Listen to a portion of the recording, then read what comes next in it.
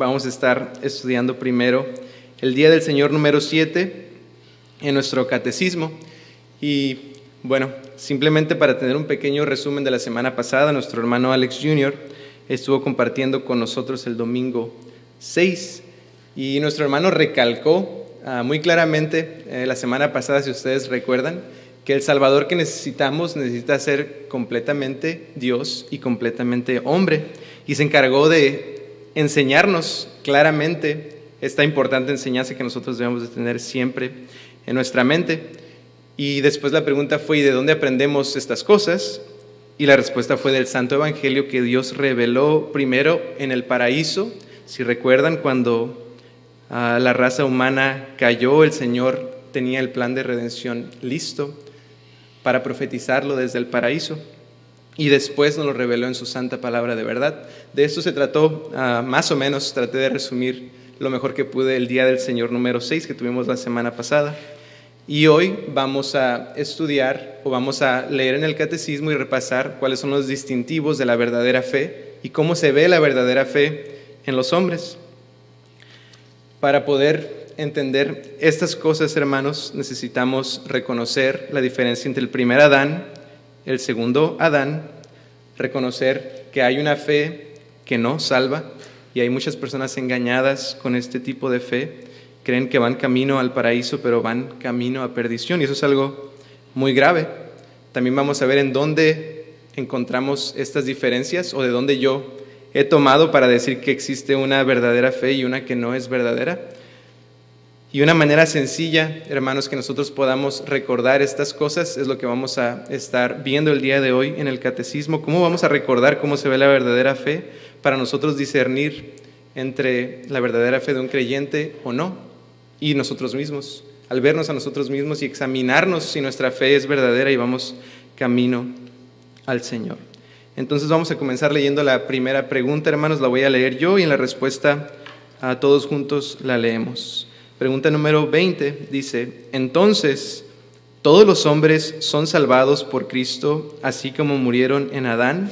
Y la respuesta: no, solamente los que por medio de la fe verdadera son injertados en Él y reciben todos sus beneficios.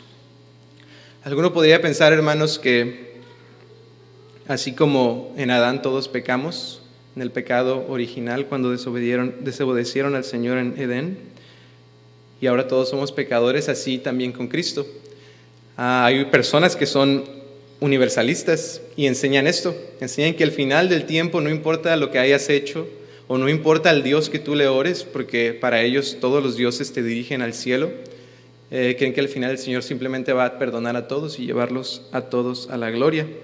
Pero esto no es así, hermanos, esto es una herejía que creeríamos que no está presente en nuestro tiempo, pero está muy presente en nuestro tiempo, y las personas creen que van camino al cielo simplemente porque alguna vez en su vida escucharon acerca de Dios, o porque ellos se encomiendan a Dios, o estas cosas que escuchamos muy seguido de muchas personas. Esto es una falsa fe, y ahora vamos a ver cuáles son las diferencias. El Evangelio de Juan nos enseña desde el principio que fue escrito para que creyéramos que Jesús es el Hijo de Dios. Todo el propósito, hermanos, del apóstol Juan al escribir su carta fue revelar la gloria de Jesús, el Hijo de Dios, y que nosotros pudiéramos ver cómo se ve esa fe. Si recuerdan, justamente al principio, en el versículo 12 del Evangelio de Juan, dice: mas todos los que le recibieron, a los que creen en su nombre, les dio potestad de ser hechos hijos de Dios. Y empiezan las condiciones. Para ser hijos de Dios y para tener la verdadera fe, debemos de recibir el mensaje del Evangelio. Debemos de creer que Jesucristo es el Hijo de Dios. Pero no solamente termina ahí. Justo el día de ayer tuvimos la oportunidad de ensayar para estos himnos, y estuve conversando con nuestros hermanos justamente acerca de la verdadera fe providencialmente. Y comentábamos de qué es lo que debemos ver en una persona para decir: oye, este es un hermano creyente, que yo lo puedo considerar mi hermano, servirlo como hermano, y no un impío que yo tengo que llevar el Evangelio porque debe de arrepentirse porque va camino al infierno. Si ustedes pueden, hermanos, considerar ahora en sus mentes cómo se ve la verdadera fe, ¿O cómo se ve la fe, aquella que no es verdadera? Es la siguiente pregunta que tenemos, la 21. La pregunta es, ¿qué es la fe verdadera? Y si respondemos todos juntos, hermanos, la fe verdadera no es un solo conocimiento que me hace considerar como verdadero todo lo que Dios nos ha revelado en su palabra, sino también una plena confianza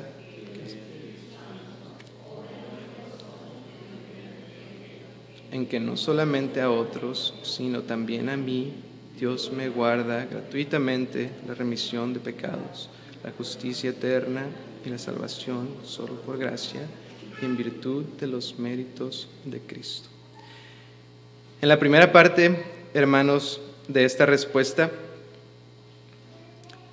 podemos ver que el conocimiento vano de una persona que conoce tal vez versículos bíblicos, que ha estado en la iglesia por muchos años, se vuelve vano al ver su vida en la práctica, porque justo hablamos de muchos hermanos que son académicos, inclusive tienen títulos como teólogos, y el catecismo nos dice, oye, pero el conocimiento no te puede salvar, eso no es suficiente para salvarte, sino que tenemos que confiar en lo que leemos, en lo que aprendemos de la palabra de Dios. El hermano ahorita en su oración que me llevó a el Señor y me fue muy edificante, hablaba de los héroes de la fe y de cómo ellos están ahí y se escribieron las cosas que ellos hicieron para que nosotros los viéramos y viéramos cómo ellos vivieron su fe. El catecismo en esta respuesta dice que no solamente nosotros debemos de pensar, aquellos hombres, wow, que en su fe sirvieron al Señor.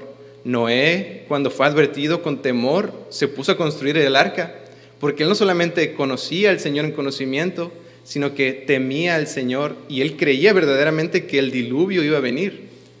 Esa es la fe verdadera que se debe demostrar en nosotros, hermanos. Si nosotros somos llamados a venir con confianza ante el trono de la gracia, pero no vamos con confianza al trono de la gracia, sino que encubrimos nuestro propio pecado y no confesamos nuestro pecado y no nos arrepentimos de nuestro pecado, entonces nuestro conocimiento simplemente está aquí, porque no confiamos que el Señor es bueno y perdonador. Pero así como aquellos héroes de la fe, así como Noé, así como Abraham, su fe le fue contada por justicia, y la Biblia relata, hermanos, que Abraham, aunque su fe le fue contada por justicia, él demostró la fe y la confianza que tenía en el Señor al estar a punto de sacrificar a su hijo Isaac. No solamente dijo creo y ya, sino que él iba a obedecer al Señor en lo que le había pedido, y él con su fe y sus obras demostró que su fe era verdadera. Entonces, si miramos a un hombre que conoce las Escrituras, si escuchamos a un hombre que ha estado en la iglesia por 20 años, pero vemos una vida apartada del Señor, apartada de las cosas santas y de impiedad, nosotros podemos comenzar a distinguir que no es una fe verdadera. Es una fe que se basa en palabras y no en hechos. La pregunta número 22, hermanos, vamos a pasar. ¿Qué debe creer el cristiano? Y la respuesta, todo lo que se nos ha prometido en el Santo Evangelio, lo cual fue resumido en el credo apostólico, en cuyos artículos se expresa la fe universal e inefable de todos los cristianos. Al final, hermanos, el catecismo concluye y nos lleva a cuáles son los artículos de la fe.